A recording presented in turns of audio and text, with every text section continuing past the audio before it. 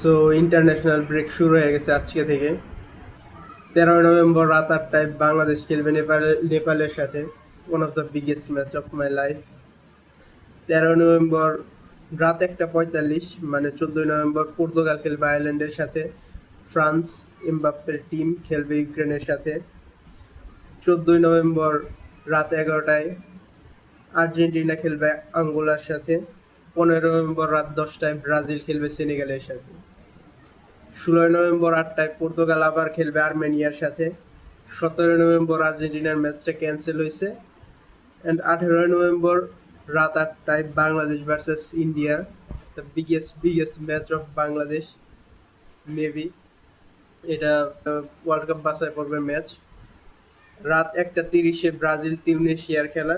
আর রাত 1:45-এ শুরু হবে স্পেন আর তুর্কির, মানে ইয়ামাল আর আর্দা গুলারের খেলা।